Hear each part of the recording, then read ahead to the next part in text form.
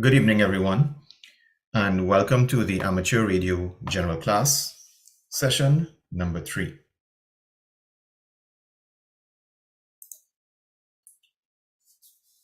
So I must declare that, as mentioned last week, I am presently traveling, and as a result of that, there may possibly be issues with internet connectivity. So if anything drops, I do apologize in advance, and we'll attempt to recover within 5 minutes. If not, we will reschedule. Okay, so that disclaimer. During our previous session, we had a look at a Q&A. We looked at our curriculum progress. We mentioned the practice exams, discussed Zello. We had a look at the course material, and then we did a bit of a review of some of the concepts from the technician class material. That's electricity, voltage, current, and specifically direct current, alternating current, resistance, and also the water analogy that we have been using to explain electrical concepts. Also, we dealt with reactance, impedance, admittance, and resonance.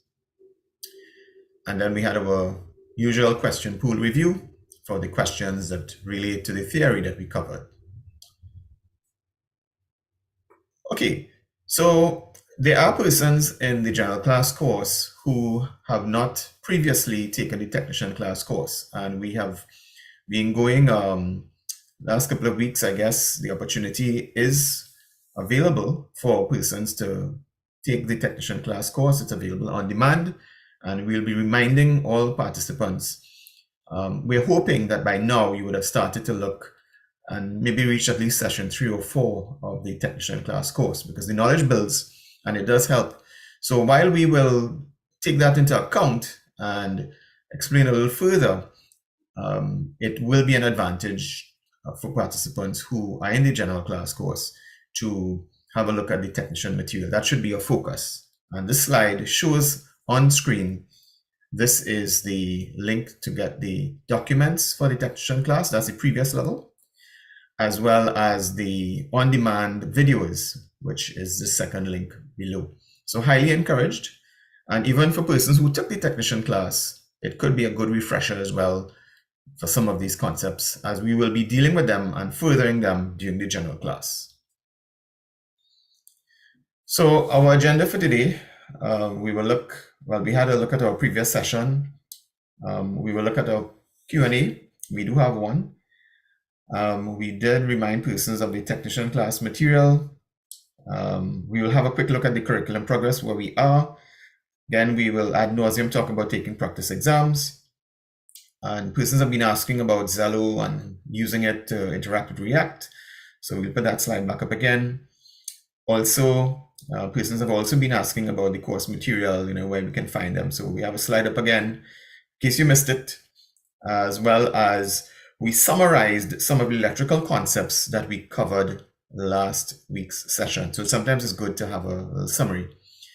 And we will be introducing Kirchhoff's current law. We will be discussing some values in relation to alternating current, such as peak to peak, RMS or root mean squared, and we'll do some worked examples because those are in the exam. And we will also be discussing the power formula as it relates to both AC and DC circuits, and we'll also do a couple of worked examples. And lastly, we will end the theory session talking about PEP, peak envelope power. And we'll also do a couple of worked examples, which will hopefully concretize the concepts, and they are also in the exam. All right, so this is where we are in our curriculum. We have just begun. We're in early days yet. Electrical principles. So even though we are in early days yet, we highly encourage participants, and we'll be sounding like a stock record of this. Try to take some of the practice tests. See how you're doing, how you're faring. These are the links that you can generate practice exams. And of course, the practice exams are based on the same question pool that the real exam will be on. So it's almost as though you're taking the real exam, right? So that's why we're saying that one of the sure ways to know whether or not we are ready for the exam is to take the practice tests. And if you're getting 85% plus on 4 or 5 of them in a row, well, I think you could confidently say, yes, you're ready. All right. So we keep getting a lot of messages from persons who are interested in interacting with React on Zello and having a challenge and can't recall. So we have this slide. We'll repeat it, I guess, a couple of times. The instructions are there. I don't want to go through in detail and take up class time too much with this, but the idea is to download the app on your device, create an account for yourself after it's installed, and the channel that we operate on is called React Members. So it's on your screen here, the word React, with a space and the word members in plural, right? So you add that channel. And also just to know, the channel is pretty active during the day, evening, nighttime sometimes, but specifically on a Saturday night at 9 p.m. and also on a Monday night at 9 p.m. there are nets activities, right? So hopefully that helps the persons who have been asking. Right, so just a reminder, we still have students who've been asking, well, where are the slides, where are the material that we distributed? So we'll take a moment to have a look at the links that we have provided so that we don't clutter people's mailboxes. We are using these links to provide all of the material. So the first link at the bottom here, gdocs.ttreact.com, that's where you will get all of the slides right after we do the session, like the next day, it will be uploaded there, as well as these texts that we have, the Part 97, Jack Tiley's pretty good syllabus document, and of course, the actual question pool itself. These are available there with the slides. And if you missed a session, because we know it's Friday evening at 8:30 p.m. is not necessarily the best time for some persons, you can catch up. You won't miss out by looking at the recordings once they stick. And of course, it also serves as a refresher for persons during the live session. You miss something or want to have a look at it again, or maybe you have a question to ask, but you want to formulate that question, you can have a look at the video, and then you can send an email or WhatsApp with the question, and we do our best to address them. So again, people have been asking, saying, well, I don't have a book. That's okay. You don't necessarily need to have any text. It depends on how you operate, how you work, how you learn. Many persons do like to have text, and there are many available on Amazon, as well as the author of the book that we're using for the course. His website, you can purchase the book, and the links are there for you at your option to go online and procure, right? So we do not sell these texts. They're available from your online source. So we recommend that you have a look at those links at the top here, right? So we're using this one, the No Nonsense General Class License Study Guide by Dan Romanchik. And they are really good other texts. Some people, sometimes you need to see something in a different light or a different perspective from a different author, right? So remember, I'm just your facilitator. Sometimes you need to read the same thing again in a different way, and maybe that concretizes the understanding a little further. So these are some pretty good one. WB6 NOA, he really did some good work, as well as the ARL, they actually have some manuals as well. So hopefully that helps, especially some of the new persons that have joined who have been asking a lot of questions. All right. So I did promise a slide on a summary of what we did last session, right? So if we were to look, we dealt with voltage. What is voltage? We say it's a force that causes electron flow. And we use the letters V and E. So we're just putting this into a table. Some people work like that. After you do something, you want to see reference to everything else that you had a look at. How does it stack up? And so we'll be summarizing some of these concepts that you can compare and contrast if you learn that way. Current, units are amperes, the letters I, it's the flow of electrons. Resistance, ohms, it's measured in the units ohms, and the letter that we use is the letter R in our formula. And of course, what is resistance? It opposes the flow of current in both DC and AC circuits. Then last session, we introduced you to these new concepts of reactance. And notice we say it's very similar to resistance, except that instead of opposing DC current, it opposes AC current flow. And there are two types: capacitive reactance, where you have a capacitor in the circuit, and inductive reactance, where you have inductors in the circuit. And we have the relevant formula here so that you could see these things as a little running total, right? Again, just presenting in a different way, if this will be helpful to you, summarize. So you'll find that in the sessions, after we do a session, the following session, we may come back and just summarize some of those concepts in a tabular format, so we can see grab our arms around it and appreciate all of the material that we have covered so far and see how they relate to one another. Another one, impedance. Again, we see that's also measured in ohms, right? And we had defined impedance as the ratio of voltage to current, right? And this is the formula that we provided, because there are other ways of looking at things in electronics, different formulae that you can use depending on your base. And this is the one that we have been using in the course so far. And then there's admittance, which is sort of the opposite of impedance, how easily AC flows or alternating current flows, right? And I just have something here. It's not on I don't think it's on your course at all. Conductance and substance. Some people are, advanced and would like to know, well, okay, if we talked about reactance and impedance and resistance, well, is there the equivalent? Yes. So admittance consists of conductance and susceptance, right?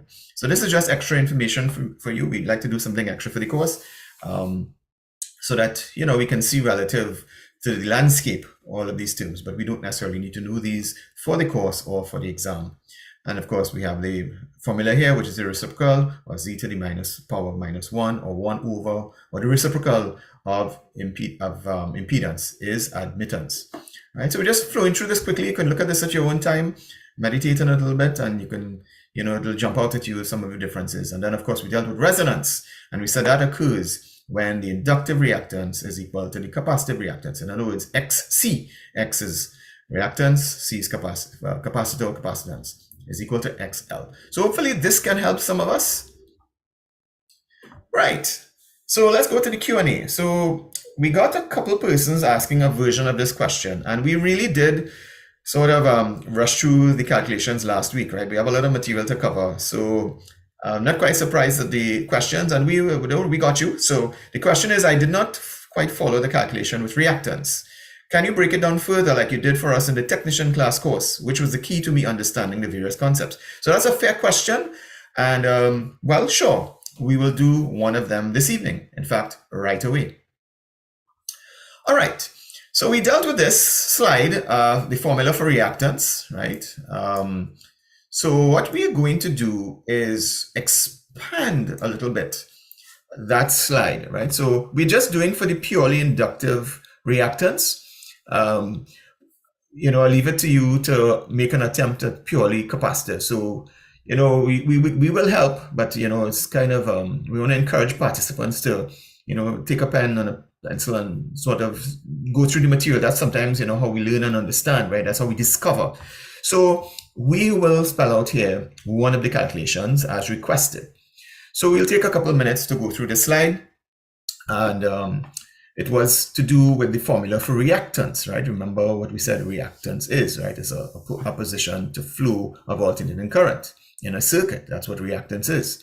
But we are talking about a circuit that's purely inductive. Now, what does that mean? We have this circuit on your screen here. You have an alternating current source, right? It's a sinusoidal source, AC, and it's just going through a coil or an inductor alone. Notice the L here.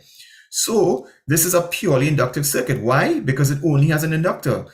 These are the connecting wires. Notice there are no capacitors and there are no other resistors. I mean, the wire itself will have a little bit of resistance, but this is, for all intents and purposes, a purely inductive circuit. What we mean by that, you have the AC source and it is going through, the current is just flowing through, in this circuit, the schematic, through an inductor only. And remember, an inductor from the technician class, it's a coil of wire. That's all an inductor really is, right? So what happens to the reactance? And we put it here X, right? Remember, X is the reactance.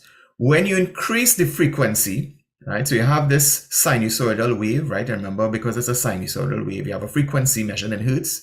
And you can increase or decrease the frequency. Remember, we're doing a course on radio, so frequency is important to us, right? But we're talking about a supply and alternating current here. And it's going through a purely inductive circuit. L. But what happens when you increase the frequency here? What happens to the inductance?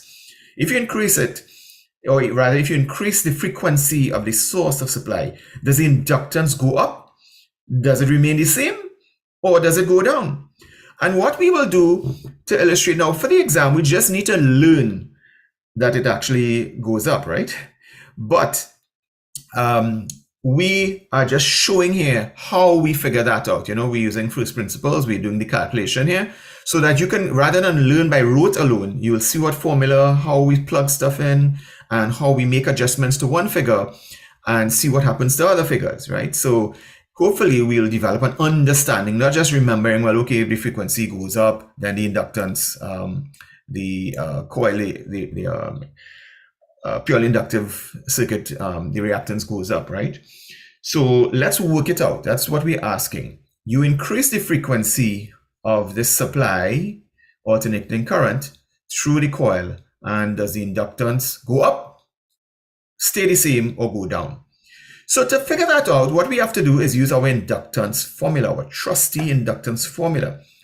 And because it's a coil only, we have to use the formula for the inductance of a coil or an inductor only, right? So the reactance of this is what we're talking about. Did I say inductance? Sorry about that. So what we're trying to figure out is, does the reactance go up or down? So we need a reactance formula. But because we only have a coil, we will use the inductive reactance formula alone, right? Notice we have no capacitors, so we're not using the capacitors formula. We leave it an exercise to you to do a similar activity that we're doing here for the purely inductive. We encourage you to do it for the purely capacitive, okay? All right, so we lay the formula down. That's the first step. We say XL, right? That's X with subscript L, which is reactance, which is X, and L for inductor. So this is the inductive reactance. That's what X subscript L means. X with a small l that should be hanging a little below the line, right? Is equal to 2 multiplied by pi multiplied by F multiplied by L. That's the inductive reactance formula. XL is equal to 2 pi FL, right? So we don't have the multiplication signs inside of there, but note that it's multiplication here. 2 multiplied by pi, and pi is a constant. F is whichever frequency that we're using in our formula, and L is the value of the inductor. And we want to know, if we increase frequency alone, what happens to the inductive reactance? Does it go up or go down? So what we'll be doing is using this formula and put in standard values for these other variables, but F, we'll be changing it, and we'll be using simple numbers. So we'll say F is 1, work out the calculation to see what the inductive reactance is when frequency is 1, and then we will double it. We'll go with frequency of 2, and then we will see, does the inductive reactance go up or go down? And that's what we're trying to answer here. So hopefully that is clear. So let's go. So we're saying here to check what happens when we increase the frequency. So this is the F here. We're trying to increase this value alone. We want to know what happens with XL, right? So initially, we will put in simple numbers. So pi, we'll assume pi is approximately equal to 3, right? It's a little more than that, but to keep the calculation simple, let's just imagine pi is equal to 3. And L, which is the inductor, we'll say is equal to 2. So we're leaving those constant, right? And 2, the 2 in this formula here is also a fixed value or constant, right? So what we are varying is frequency to see what happens when we vary frequency, what happens to the inductive reactance. Hopefully that's clear. So the first case is we put 1 where F is. We substitute 1 for F. So we have the formula XL is equal to 2 pi FL. And what we are substituting here is F. So we put 1 into this formula, right? Now, of course, 2 is 2, pi is 3, and L, we're using L is equal to 2. This is the assumption that we're making here, right? To make things simple, make life simple, easier numbers, right? The only value that we are adjusting or varying is F. So this is the case for F is equal to 1. And we work it out, we get 2 multiplied by 3 multiplied by 1 multiplied by 2, which is equal to 12. So if the frequency is 1, the inductive reactance is 12. But we're going to test now, what if we change the frequency to 2? We double it, right? It's no longer 1. We want to see what happens to the reactance if we put frequency equal to 2. So that's the second case that we have here. So frequency equal to 2, right? Which is an increase in the frequency. We plug the number 2 in where we had 1 before. Hopefully that is pretty clear. We're using the same formula, XL is equal to 2 pi FL. And all we're doing is changing, instead of putting a 1, we're putting a 2. It's highlighted here for you. And when we multiply 2 multiplied by 3 multiplied by 2 multiplied by 2, we get 24. So hopefully we can see that all we did was change the frequency from 1 to 2, and we noticed that the inductive reactance, XL, move from 12 to 24. So because of that, we can in a rudimentary way conclude that if the frequency increases for an AC supply, then the inductive reactance also increases. And that is an exam question that we dealt with. All we did here was to show you the formula, how to work it out. Again, not really necessary that you go through this processor, but we try to, hopefully persons will understand when we say, okay, well, as frequency increases for an AC wave, the inductive reactance increases or goes up. How do we know that? Well, we have it right here on your screen. We use the formula.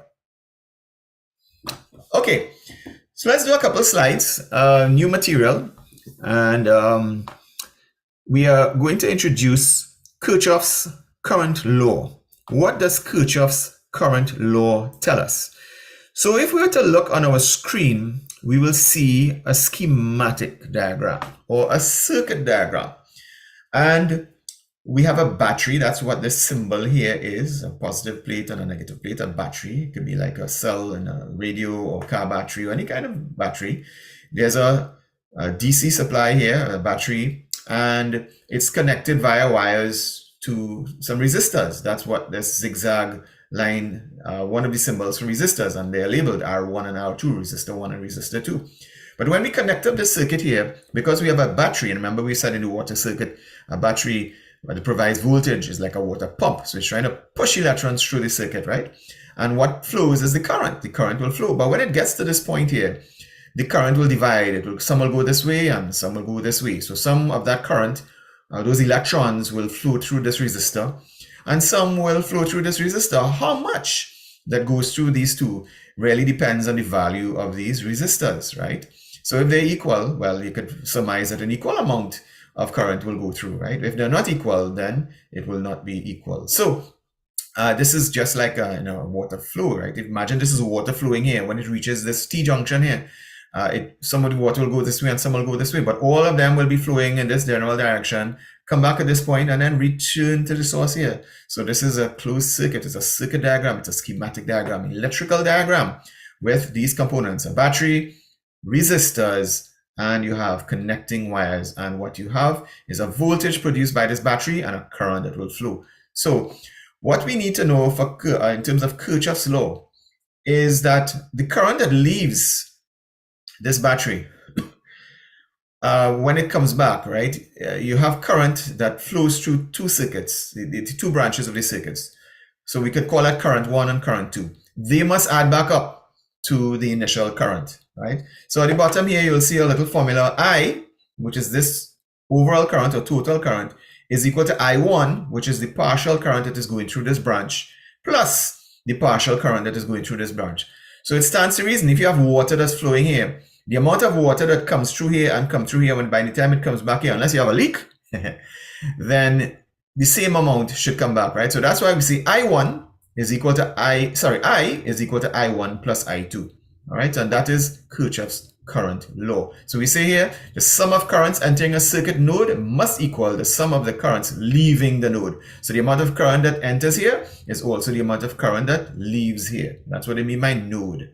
And this is your exam question here, right? So in a circuit of parallel resistors, so notice these two resistors, we talked in the technician class about parallel and series. So these are two parallel resistors. And this is a purely resistive circuit. Remember, don't get tied up when we talk about purely this and purely that. All it means is it doesn't have the other stuff. So purely resistive circuit means it just has resistance. There's no reactance. There's no capacitors. There's no coils or inductors in the circuit and so on. It's a purely resistive. So we should be starting to get accustomed to the lingo. Purely resistive circuit. All that means is only resistors in the circuit. And as it relates in individual currents, I1 and I2, the total current, which is I, equals to the sum of the currents through each branch. And that in yellow is your exam question. So a little tip again, not all the time, but many of the times on a slide, when we deal with the theory, the part that you see in yellow is an exam question. Let's do a couple more slides. All right, so we're just going to go back over this just because we're going to be doing some alternating current calculations, and we don't want to get sidetracked, we want to remember that we'll be talking about alternating current. So we should remind ourselves what alternating current is. So alternating current as opposed to direct current, right? So alternating current, which is what you will get from your house supply at home or at work or at school, wherever you are, you will see this outlet. Persons in Trinidad and Tobago will be quite familiar in the US and so on. We have persons from different parts of the world, India, Nepal, Australia, and so on. And you guys will probably have a different receptacle outlet. Sometimes we call it a plug, right? But it's really called a receptacle outlet. That's supplying the AC line, the alternating current power to power devices, whether it's a refrigerator or stereo set or a blender, right? We plug or we use that to get the power, and that power that is coming is typically AC alternating current, not air conditioning, right? AC alternating current. So this is our power source here, the alternating current. What happens? It goes in one direction and then it goes in the other direction. It alternates. That's why it's called alternating current, as opposed to direct current. As we saw before, direct current just goes in one direction. It's not a direct current in this case here, it's alternating, right? So the current will pass through this resistor and then come back and pass through this resistor again in the opposite direction. That's AC, or alternating current. And of course, how often it switches back and forth is called the frequency. It's measured in hertz. So hopefully some of these things and concepts are coming together, right? Starting to add up, hopefully. All right, so we have it here. Current and voltage from a receptacle outlet is constantly changing in direction and is referred to as alternating current, as the current alternates between positive and negative directions, goes both ways. And we just said it here, the number of times per second that an alternating current makes a complete cycle is described as the frequency. In 1 second, how many times has it gone back and forth? That's the frequency, and it's measured in hertz. All right, and this is important here, the supply from the receptacle outlet. That's this outlet here on your wall, as well as many radio signals. So we are radio operators. We're trained to become licensed amateur radio operators. Some of the signals we generate are alternating current signals as well. And they appear as sinusoidal waves or sine waves. So what is a sine wave? If you look at it here, this is what it looks like. It goes up to a peak and then drops down to a trough. And then it goes back to the middle here and goes up to a peak. Very nice smooth motion. This is called a sine wave. And it's also referred to as sinusoidal. So when you hear those terms, all you know, it's going up and down, alternating. This is alternating current, right? So we need to bear this in mind when we do the difference between formulae associated with a direct current versus formulae associated with alternating current, and there are differences. So we're recapping this again one more time, direct current versus alternating current. So in a direct current, the voltage remains steady. Notice it's not varying. It's not going up below the zero line and coming back up and so on. It goes in one direction, positive to negative, right? At least the conventional current. All right, those with advanced knowledge will say some other things, but we're keeping it simple here, folks. So direct current in a circuit, in a schematic diagram, but alternating current, we saw this, the sine wave or the sinusoidal wave. We saw that it is going in one direction and then it reverses direction, goes in the other direction, reverses in direction. And this is what the sine wave looks like. So schematically, the current goes in this direction and then it reverses, right? So we need to bear in mind and compare and contrast between direct current and alternating currents. And you will see as we go through some of the formulae where we identify the difference between a formula and the format for direct current versus alternating current. So let's do a couple slides into this and then we'll take a short break. So you're wondering, why did we rehash alternating current? Because we have a little bit of heavy material here.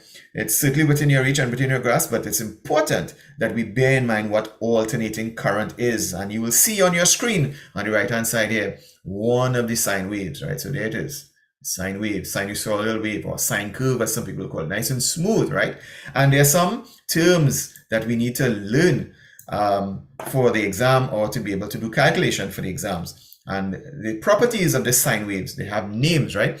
So if we were to look at the highest value, so hopefully when we're looking at this, we'll recognize that this line here represents the highest value.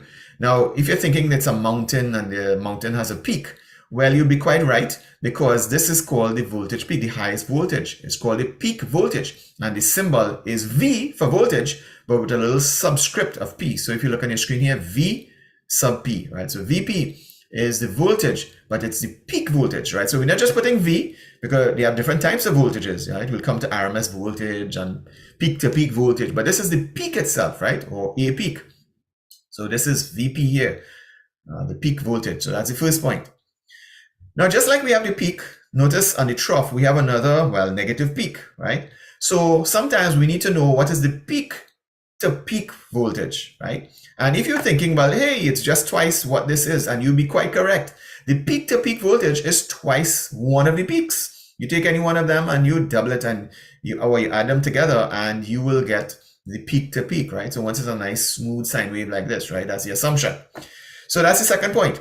The peak to peak value, and notice we have it as P, V for voltage, P dash P. So that's what we're using to represent peak to peak voltage, right? So before we had VP, which is the peak voltage, and we have now V with a little subscript, P dash P. So that's peak to peak voltage. So notice the symbology, right? And we try to repeat these things throughout the other slides so that everyone will be able to relate to them, right? And after a while, hopefully this will come second nature when you see these. Oh, VP, oh, that's peak voltage. VPP, oh, that's peak to peak voltage, and so on, right?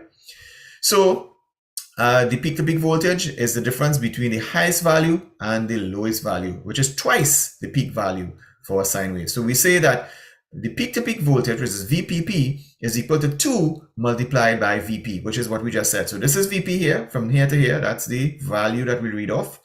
We just double it so that we get the peak to peak voltage. Another important concept in amateur radio in electronics is called RMS, and we need to spend a moment talking about RMS. You know, persons who are in apart from amateur radio, you know, persons who may be into the music business, you know, you might have heard about the RMS value and so on, right? So what is the RMS value? Well, RMS, first of all, it means root mean square. That's what RMS means. But what is it? Well, we are showing it's a voltage, a V, and we use the little RMS subscript here to say this is the voltage, the RMS value, or the RMS voltage. It is the value of the AC signal, right? So we have the AC signal. Now notice the signal for AC varies like this, but notice for a DC was flatline like this. So what we are trying to do is, if we had a DC voltage that, let's say, is around this value, or maybe even at this red line here, this dash line here, we want to know for this AC voltage, what is the equivalent DC voltage? In other words, this AC voltage will do a certain amount of work, right? It will generate, let's say, amount of heat when it drives something. But if we were to have a DC equivalent, what would that DC voltage be? And that is exactly what the RMS value is. So that's why we say that the RMS value, the VRMS, is the value of an AC signal that produces or causes the same power dissipation, and I put inside there heating, in a resistor as a DC voltage of the same value. So let's say this is a sine wave. What is the DC equivalent of this sine wave? That is basically the question that we're asking. You have the sine wave. Tell me, what is the DC equivalent? And that is called the RMS value, and we can actually calculate it. Once you know what these values are for your sine wave, you can work out RMS, and we'll come to that formula shortly. It's a pretty simple formula, actually. Here we go.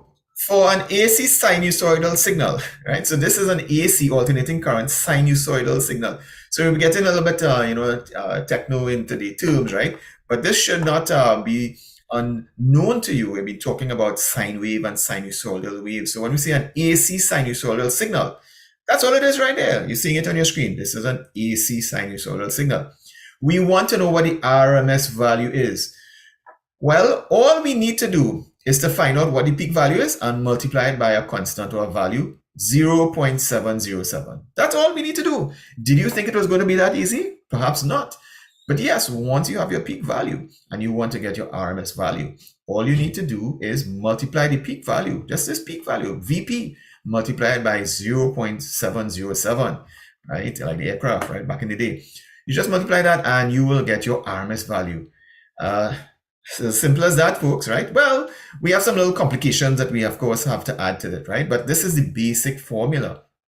Now, the other thing too is, you may say to yourself, you know, some of the calculations we have done previously, especially in technician class, you know, they like to ask questions and they may not tell you, well, work out the RMS value. They may give you the RMS value and say, well, what is the peak value? Well, by now you could probably have realized that you could transpose the values, right? You can do algebraic manipulation and move the values around, and you can solve for VP equal to something, right? So if we have VRMS is equal to VP multiplied by 0.707, that's what we just said. The RMS value is equal to the peak The RMS voltage is equal to the peak voltage multiplied by 0.707. But what if we had the RMS voltage and we wanted to figure out the peak? Can we work that out from this formula? Sure we can. We just manipulate this formula and say VP is equal to, you send this 0.707 below and you get VP is equal to what you call cross multiplication, right? You move it to the bottom here and you get VP is equal to VRMS divided by 0.707. But we also need to let you know there's another quick method. If you don't want to divide, you can multiply. So what you multiply by? You multiply by 1.414. It's as simple as that, right? So instead of dividing by 0.707, if you had the RMS value to get the peak voltage, instead of dividing, you can multiply, but you multiply, of course, by a different number. You're multiplying 1.414. These are some magic numbers. Good to remember them. Concept of RMS. All right, so let's do one worked example before we take a short break. All right, so of course, once we learn our formula, we have to do some maths with it, right? So let's look at this. Worked example for RMS. Remember, RMS is root mean squared. So the question, and this is actually a question in your exam, the question goes like this. What is the RMS voltage? And I put inside here VRMS, right? So we're trying to be helpful. This is not in the actual question itself. So the parts in white, I've just put those in to help us. So when we say RMS voltage or VRMS, right? Until it becomes second nature to us. Of a sine wave, right? So remember, this is a sine wave here, sinusoidal wave, with a value of 17 volts peak. 17 volts peak, or what we call the peak voltage, VP. So they're actually telling us what the peak voltage is, and they're saying, hey, can you work out the RMS value? Of course we can. Everyone, I think, in the class, hopefully we are shaking our heads. I'm seeing you. Yes, you're shaking your head. We just did that formula. If we have the peak voltage and we want to get the RMS voltage, what we do? We multiply by 0.707 and we break down the answer here, right? So VRMS is equal to VP multiplied by 0.707. All that is saying is the RMS voltage is equal to the peak voltage multiplied by this factor of 0.707. All right. So what we do, we have these values here. We have this value 0.707, right? Constant value. But VP, what is VP? Did they give us that in the question? Yes, they did. They said VP, which is peak voltage, 17 volts peak. So they have different ways they'll tell you about it. They'll say peak voltage, 17 volts peak, So we just need to see what their tricks are up to. They try to tie us up by, moving it around a little bit. But this shouldn't phase us. We are very well in command of this bit of information here. Is the peak voltage we're talking about, this spot here on that sine wave. It's 17. We plug it into our trusty RMS formula and then we multiply that out, and you can convince yourself, use a calculator, work it out manually if you wish, and that should be 12 volts. So folks, this is an example of an RMS calculation. If you have the peak voltage of an AC sinusoidal wave, you have the peak voltage, you want to get RMS. This is how you do it. So let's take a short 2-minute break. Get up, take a stretch maybe, have a bathroom break, have some water, and we'll be back in 2 minutes time.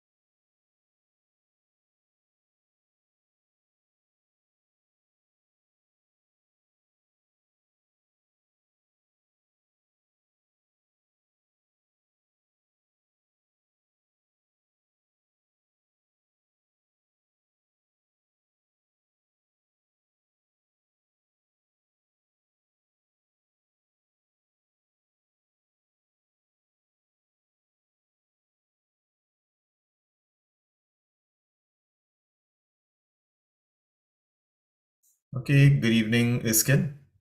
Great to have you.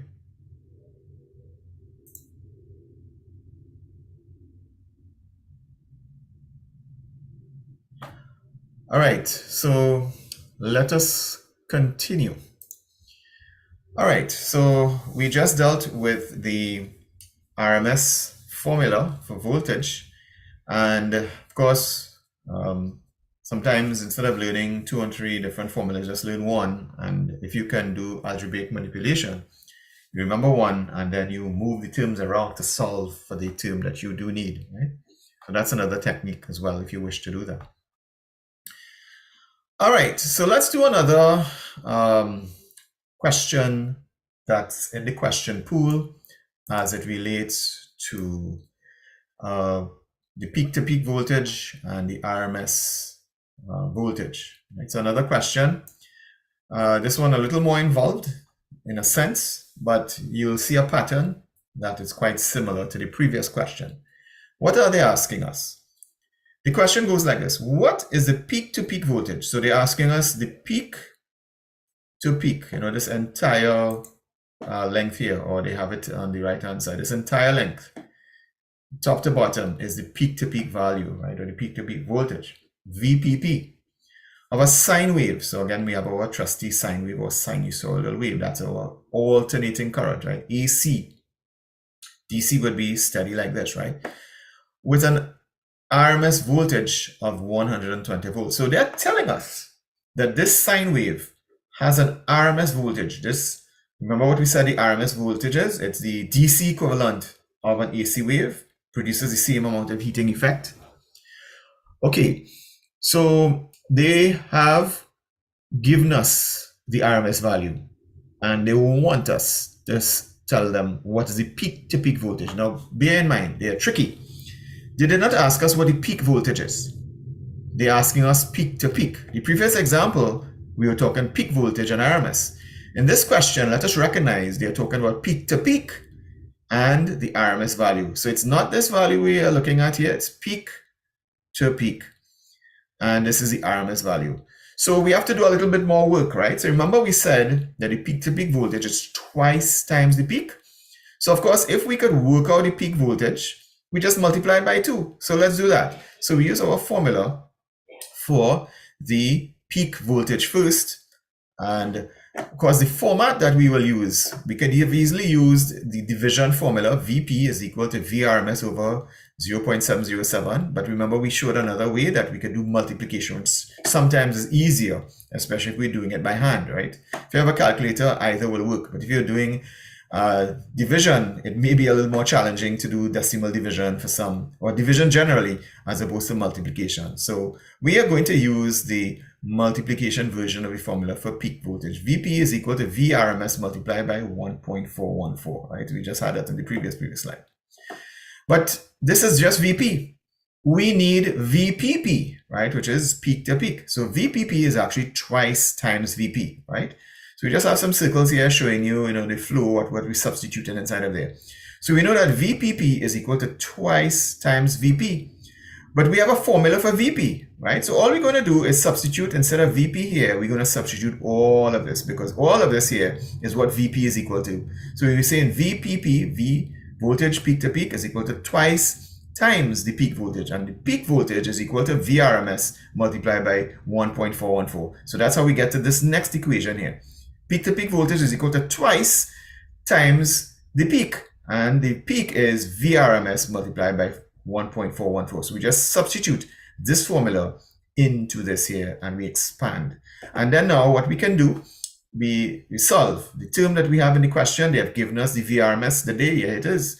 They told us it's 120 volts and they want to get the peak to peak voltage. What's that peak to peak? So we substitute for VRMS is equal to 120. So that's how we get the 120 here.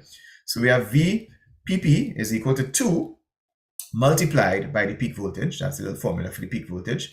But we need VRMS inside of there. So we put it in, we substitute it. So that's how we end up with VPP is equal to 2 multiplied by 120. So 120 is the VRMS. That's how we got this 120 there. And of course, the constant 1.414 in the formula. When we multiply that out, you should get 339.4 volts. And this is an exam question, and you will get this in your exam. So this, we have shown how to calculate these types of questions when you get them.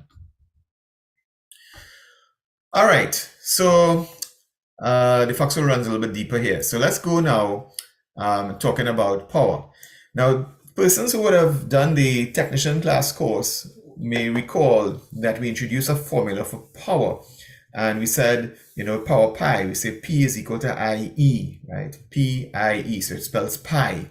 So hopefully it would have been easy. And we, of course, used an extended version of the Amau's plate that we talked about, the Ohm's law, right? And, we can see here how we can get either one. If you want to get P, P is equal to I multiplied by E. If you want to get I is equal to P divided by E. If you want to get E is equal to P divided by I, right? This little plate that we have here. Of course, we have the formulae for each one of the terms, right? So once remember power pi, P-I-E. But we're going to change it a little bit because the text, and of course,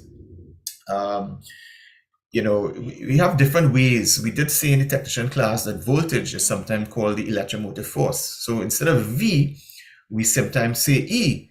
But every now and again, we'll go back to saying V or use V instead of E. And that's what we're doing here. But we're just for reference, we're just showing here power is equal to current multiplied by the voltage. P is equal to I multiplied by E. That's the formula that we had done in the technician class course.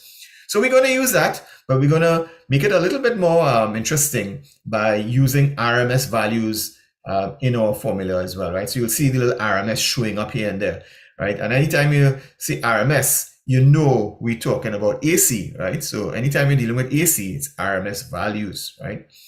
So this is just a reference point. When we say P is equal to IV or P is equal to VI, you don't want to say, but wait a minute, I thought P was equal to IE. Well, it's the same thing. Power is equal to current multiplied by voltage. And that's what we're saying here.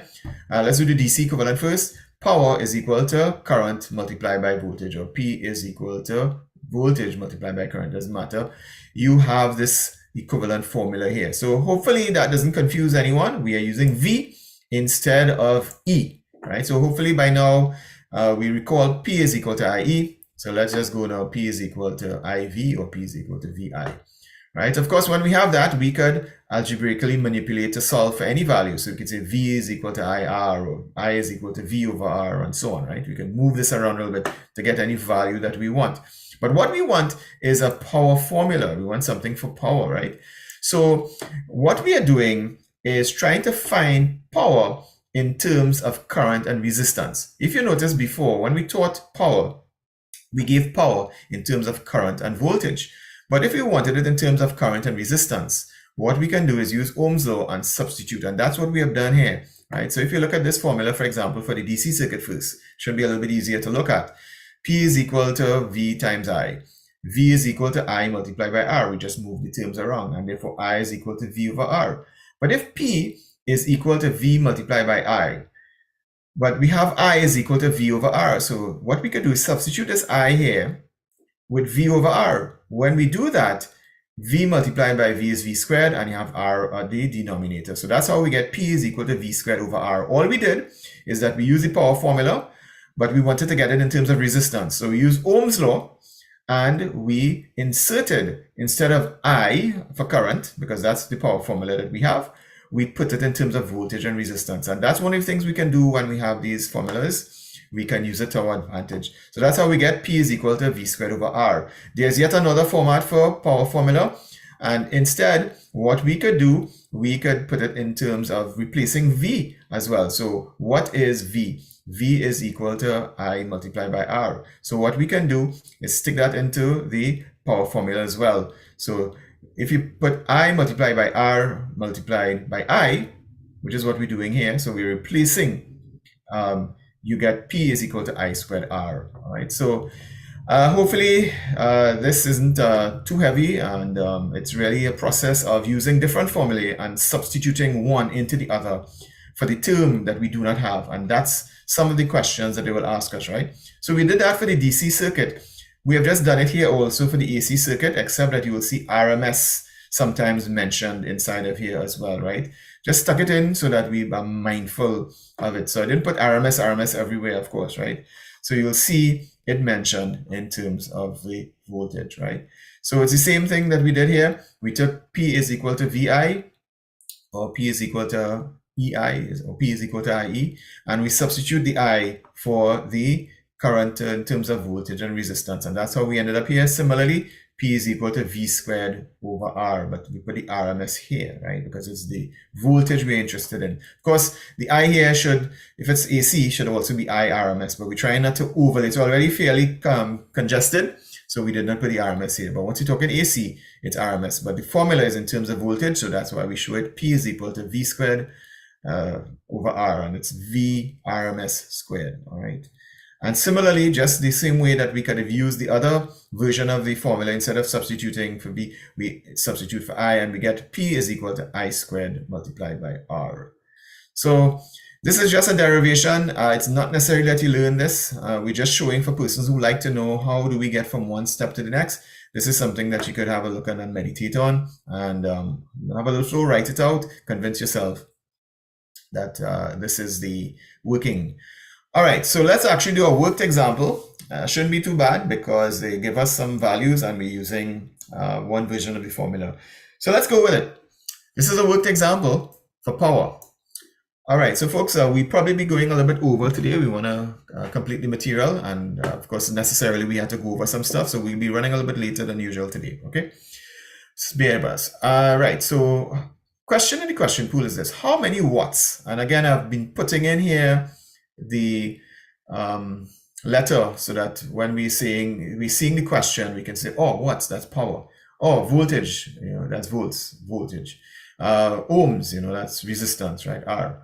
So this is not in your question, in the question pool. This is just there to help you relate on to dissect the question. When you're picking it apart, what are they giving us? So they're talking about P, they're talking about V, and they're talking about R. And you probably already say, but wait, I just saw a formula that talks about power in terms of V and R. And you'd be quite right. So you see how it's hopefully jumping out us a little bit. So P, V, and R, well, that's the power formula. P is equal to V squared over R. That's one of the versions of the formula we had. We also have P is equal to I squared multiplied by R. So because we don't have I, they didn't give us I, they're not talking about I, we cannot use the version of the formula that has I in it. We have to use the version of the formula that has P, V, and R, and that is equal to P is equal to V squared over R. So we write that formula down. We need to learn this, we need to memorize it. Hopefully you've just seen how we derive it. And then all we do is substitute or plug in the values. So it gave us V and they gave us R. Here's V and here's R. And they ask us, what are they asking us? How many watts? They want us to work out the power. So notice they didn't say, well, actually they did say of electrical power, right? So they want us to work the power out given the voltage and the resistance. And we substitute. V is equal to 400. So we have P is equal to 400 squared over or divided by R. R and the denominator is 800. All right. So where did we get that from? Here's the 800 R. And if you calculate this out, you will get 200 watts. So I encourage you, take your calculator, write it down on a sheet of paper. That's how it will be concretized. And it's just a little circuit diagram to show that you have a resistor that is dissipating power. This is the 800 ohm load. You have 400 volts DC in a battery here. And the power that's being consumed is 200 watts. All right, similar question, right? This time they're talking about a light bulb. Instead of we put a little resistor here, right? A load, right? In this case, they specifically tell us it's a light bulb, right? So you have the battery and you have a light bulb. So they're asking us, again, notice the difference here. They are giving us V and I, and they're asking us for power. The last question, they were giving us V and R. So we have to use the correct version of the formula with the terms in them that will allow us to calculate. So this one is P is equal to V multiplied by R. So this is DC, VDC, that's what they mean here. That's how we know this is a direct current. 12 volts DC current. If it said VAC, that will be alternating current, but it told us DC. So we know it's a DC formula that we're looking at. And P is equal to V multiplied by R, V multiplied by I, and we simply substitute for V. What is V? V, they gave us V is 12 volts. What is I? They gave us I is equal to 0.2 amperes, right? So we plug those into the trusty formula and we multiply out and we will get 2.4 watts. So again, write this down, go through the formula, write it down, write the values in and work it out manually or a calculator, or convince yourself that this is the correct answer. Another worked example again. Similarly, they are telling us, they have given us I and R and they want us to work out P. So If you have I and R, you have to use the I squared R formula, right? You can't use a formula that has V in it. Or if you do, you'll have to now go and substitute that for something else, and you will end up with the I squared R formula. So the question is, how many watts are consumed when a current of 7.0 milliamperes I flows through a 1250 ohm resistance, right? So here's the 1250 ohm resistance, and you have a battery here that is sending 7 amps of current, right? They didn't tell us the voltage. We can work it out, of course, but they want to know the power. So we know the power formula in terms of I and R is I squared multiplied by R, or I squared R. We simply substitute. I is 7 milliamperes. Now, this formula, and here's a little trick, right? To give us 7 milliamperes, but this formula requires the current to be in amperes. So again, in technician class, we went through milli, micro, nano, and so on. So we encourage you to review that. So we put it in terms of milliamperes, in terms of amperes. They gave us 7 milliamperes, which is 0.07 amps or amperes, right? And we square it, multiply by the 1250. Where did we get 1250 from? 1250 is R, resistance 1250. When we multiply this out, we will get this value for P. This is in watts, so we convert it, and the answer is asked for in milliwatts. So it's approximately 61 milliwatts. So again, write it out on a piece of paper and work it through, and that is how you get into the practice of committing the process to memory.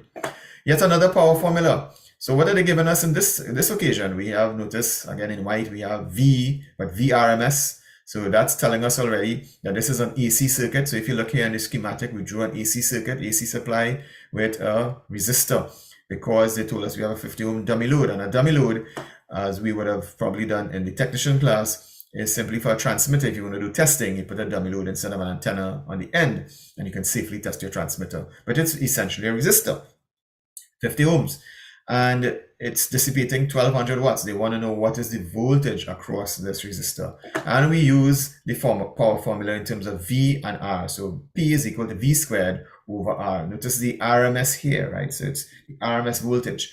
And we want to work out the RMS voltage. So we say we do algebraic manipulation, and we move this R to here. So we get V squared RMS is equal to P multiplied by R, which is the next row.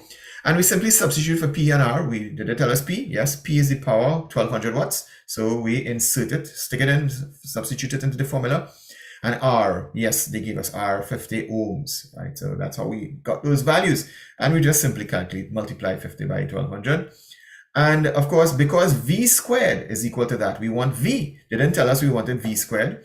So we have to do a square root on both sides. We take the square root of VRMS and we take the square root of 60,000. Apply on both sides, we get VRMS is equal to the square root of 68,000. Use our calculator and we'll get approximately 245 volts. All right, so last concept for the evening, and then we will go into the question pool related to this theory, right? So I did say we're going a couple of minutes over, folks. All right, so we are now introducing an important concept to amateur radio operators called PEP, right? So not a political party, it's not a talk, it's peak envelope power, PEP. And what is it? Well, it's defined on our screen here as the maximum instantaneous power achieved when transmitting a phone signal. So you may recall from the technician class that anytime in amateur radio, we say we have a signal using the phone mode. That simply means that we're speaking, voice, right? So it doesn't technically mean we are using a telephone per se, but the phone mode means that we're using voice as opposed to a digital mode, using a computer to do our signal processing, right? We're using our voice.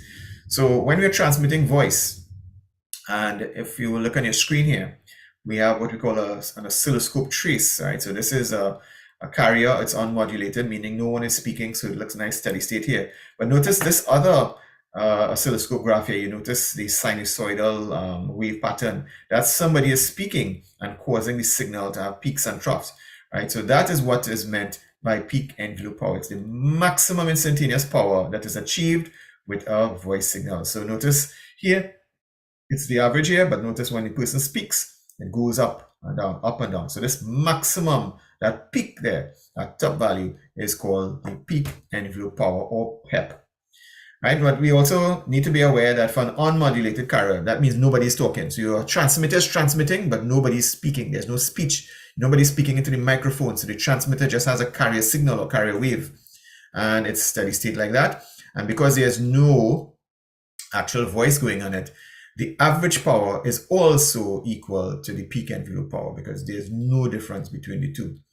And for an exam question, and why we explain that here is because there's an exam question that talks about what is the ratio for PEP or PEP to average power. So we need to know it for an unmodulated carrier. So this is an unmodulated carrier. Nobody's speaking. The average power and the unmodulated and the PEP, peak envelope power, is one and the same. So therefore, the ratio, if it's the same, is 1.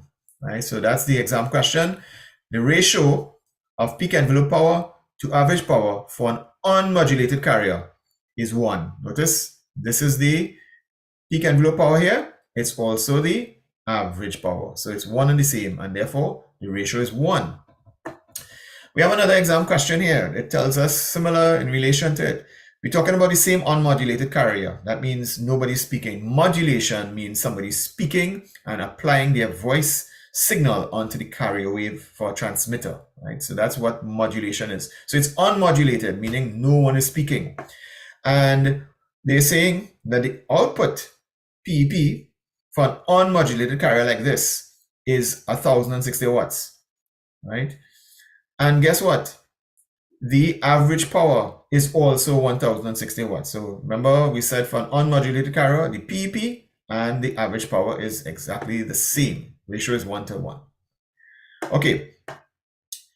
And well, we're just explaining here this second oscilloscope diagram here. We've been talking a lot about an unmodulated carrier, but just for reference, we have this modulated carrier where somebody's speaking, they're transmitting a carrier wave and they're imposing their voice onto the wave. And we say that when someone is transmitting a single sideband signal, that's one of the modes that we have in amateur radio, SSB, single sideband, the amplitude would vary with time. Notice the amplitude is varying up and down. And therefore, the average power may actually be less than the peak envelope power. So hopefully that is visually apparent here. This is the peak, but the average power will probably be somewhere around here. So therefore, the average power will be less than the peak envelope power. So let's do a couple of questions in relation to PEP. And what we have to do, remember I said sometimes we have to use one formula and then substitute another formula inside of there afterwards, or use another formula afterwards. Well, that's what we have to do in this question here. So they have asked us, what is the peak envelope power produced by 200 volts peak to peak across a 50 ohm dummy load? So here's our alternating current supply. It's going through this dummy load here. So this dummy load is 50 ohms, and we're saying that it's peak to peak 200 volts, right? So the first thing that we have to work out is what is the RMS value, and then we can then work out the power. So it's a two-step process. On the left-hand side here, we have to work out the RMS voltage, and then we can insert it into the power formula, because what they've asked us, what they're trying to find, they're asking us for the PEP, peak envelope power. So we need P is equal to something. But before we could get to that, we need to work out the voltage first, the RMS voltage, right? Okay, so the first step is to work out the RMS voltage, and of course they gave us the peak to peak voltage. So that's the other complication here. They didn't give us the peak voltage, right? They gave us peak to peak, so we have to bear that in mind. So you see how they are a little bit tricky. They're trying to test us a lot and give us different variations and making it a little bit more complex for us, but we know the formulas, and therefore we apply our knowledge of the formulas. So first off, we recognize that the peak voltage is equal to the peak to peak divided by 2. So what we do is we substitute this formula that we just determined into our first formula. So we substitute this for VP, and we end up with a slightly more complicated formula where VRMS is equal to VPP over 2 multiplied by 0.707. All we did was we took what VP is equal to, which is peak to peak over 2, and put it and substitute this VP here, right? Because we want VP, and that's what VP is. So it's the same straightforward VRMS is equal to VP multiplied by 0.707, except that we have just put in the peak to peak processed to give us peak. And that's why we have the divided by 2. So they told us the peak to peak is 200. So 200 divided by 2 is 100. So if you follow the the formula going down, you'll notice that we are solving as we go. We substitute VPP, that's 200. 200 divided by 2 is 100. We have this 0.707 that's coming down, right? And then when we get that 100, we multiply it by 0.707 and we end up with 78.7 volts. We can now use that RMS voltage into the power formula. So you see we had to do 2 steps, right? Come up with what the voltage is and then we work out the power. Of course, there are other ways to do this, but hopefully this is helping us a little bit of understanding of the various formulae and where they come in and how they're used. So finally, we work out what they ask us to do. They want to know the PEP or power, peak envelope power. So power, it's AC, so it's V squared over R, but not just V squared, V squared, VRMS squared, right? Over R. Do we have VRMS? Yes, we do. 70.7 volts. We just worked it out, but we need to square it, right? Because it's VRMS squared. So we substitute what we worked out, which is 70.7 volts, into the formula here in the numerator. And of course, we substitute R. Of course, R is 50. How did we get that? They told us that it's a dummy load with resistance 50. And then we work this out. So we expand this by squaring 70.7 and we get this number here. And then we divide it by 50 using the trusty calculator. And we get approximately 100 watts. Right, a fair amount of work to get there. Yet again, it was nice, so they do it twice, right? So they ask us a very similar question again, and you will see a pattern starting to develop. I wouldn't go through step by step for this one. It's almost the same as the previous. They are telling us that we have an output PP of 500 volts peak to peak across a 50 ohm load, and they want to know what is the output power, right? What is the power if you have a 500 volt peak to peak source and it's going through a 50 ohm load? We use the same formula. VRMS is equal to VP multiplied by 0.707. Remember, it's AC, so we have to use RMS values. Again, we know they give us peak to peak again. They didn't give us peak, so we have to divide the peak to peak by 2 to get the peak. And that's what we do here with VPP over 2. And we multiply it by 0.707. But this time, it's peak to peak 500. And therefore, 500 divided by 2 is 250. And we multiply by the same 0.707 constant. And we end up with 176.7 volts. We need to substitute that now into the power formula. And we need the format of the power formula that has voltage and resistance. Because we have the voltage here and we have the resistance. So P is equal to V squared over R, or VRMS squared over R. Do we have VRMS? Yes, we do. So we put it in and square it. 176.75 squared. Where did we get that? We just worked out VRMS. So we're just substituting in the numerator. In the denominator, well, they told us it's a 50 ohm load, so we stick 50 inside of there, we substitute, and then we divide, and we get approximately 625 watts. So at this time, we will do a review of the question pool, questions in relation to the theory that we just covered. And if anyone is following along with the book that I'm using, the No Nonsense Guide, we are between pages 7 to 11. So let me just share our trusty question pool. All right. So on your screen, let's just go through quickly. We just did all of this theory, but we like to show what the question actually looks like in the exam. In the real exam, it will look something like this. If you do the practice exams, you will also see these questions looking like that as well. So first up, how does the total current relate to the individual currents in a circuit of parallel resistors? Let's dissect this question. What are they asking us? Total current, that's I. Individual currents, so that means I1 and I2, right? Two currents. And it's a circuit of parallel resistors. Remember we said that node, when they split and they come back, it has to be equal to the total that passed through that point, right? So the answer is it equals the sum of the currents through each branch. I is equal to I1 plus I2. Okay. Next question, the question pool. What value of an AC signal produces the same power dissipation in a resistor as a DC voltage of the same value? Well, that's what we've been talking about RMS all evening long, right? So the value of the AC signal, same power dissipation in a resistor as a DC voltage. So that's what RMS is about. RMS is the DC equivalent of the AC, right? And that's called the root mean squared or the RMS value. Next question. What is the RMS voltage of a sine wave with a value of 17 volts peak? Let's dissect this question. They want the RMS voltage. So the answer has to be V is equal to something, voltage. We just worked this out just a few minutes ago. It's a sine wave. So therefore, it's AC, right? And it has a voltage or value of 17 volts peak. And we use our formula and we get 12 volts as the answer. Just did that as a worked example. Right.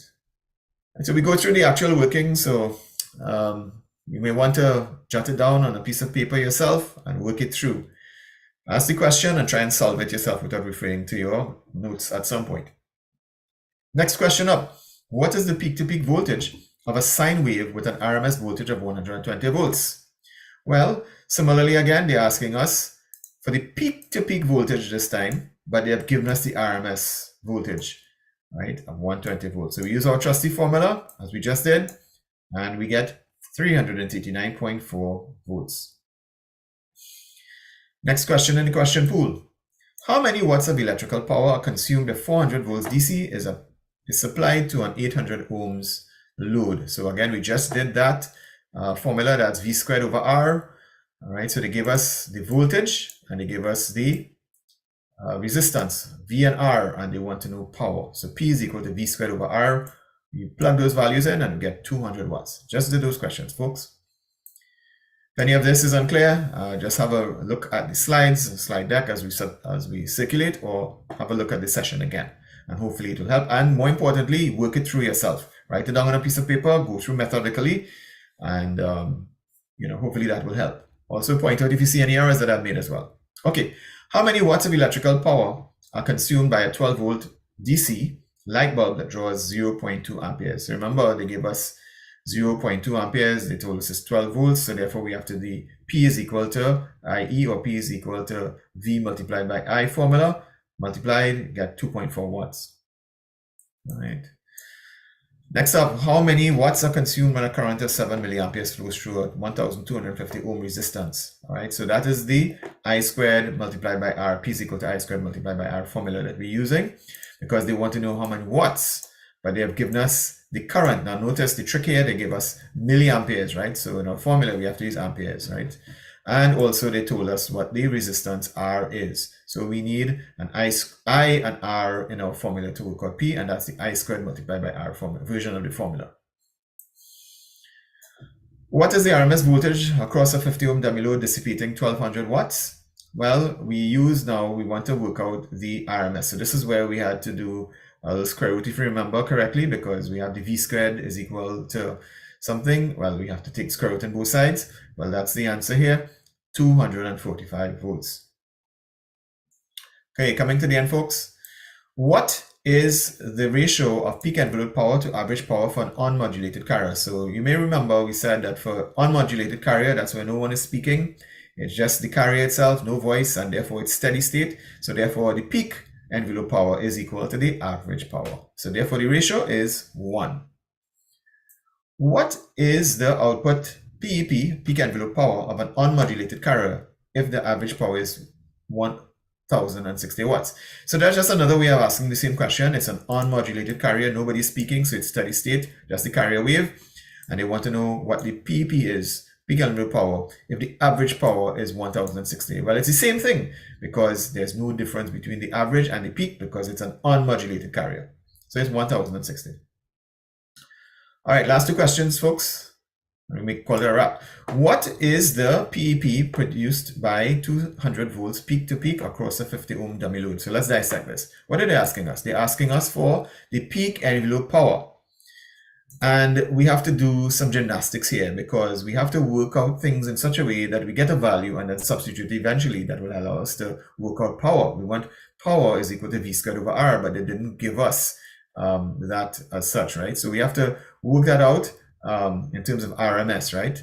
So the first thing we have to do is work out the VRMS, and then we have to plug it into the power formula. And when we do that, we have a voltage peak to peak, 200 volts. It's a 50 ohm. We end up with an answer of 100 watts. In doubt, have a look at our slide deck or the video, and you'll see how we worked it out. So we worked it out sort of step by step, right? So just follow it, write it down, and convince yourself of the steps. Right, last question for the evening. What is the output peak envelope power of 500 volts peak to peak across a 50 ohm dummy load? So again, similarly, we have to do the same thing. We have to work out the VRMS, and then we have to work out power in terms of the VRMS, right? So similar formula, a series of steps. So it was nice. We did it twice, and you can have a look at it again. Try and look at this question and work it out yourself. See which formula you want to use, put down the formula, and then substitute the values. How do you know which formula to use? Look at what's given, look at what they're trying to get. They have given us the peak-to-peak value, and they've given us the resist R, and they want to find out what is the peak envelope power. So folks, we are complete with our question pool review. Again, pages 7 to 11, those who might be following along with the book, the text that we're using. Of course, any questions that you have, feel free to send me an email or a WhatsApp message. We will try to deal with those questions as soon as we can, right? Yes, Samuel, good evening. No problem at all. That's fine. And Adesh also, have a good evening. You too, have a great weekend. All right, so folks, that's my contact here, email address as well as WhatsApp, that you can submit any questions that you have and we'll try to deal with them. So our next session, God's willing, next week Friday, that should be the 10th of November 2023.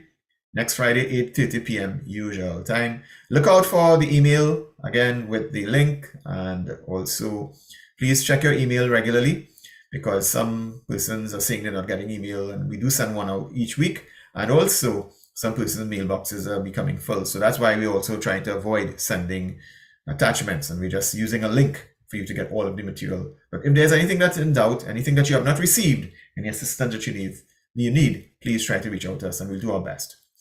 So thank you, everyone. Have a good night and take good care. Be safe.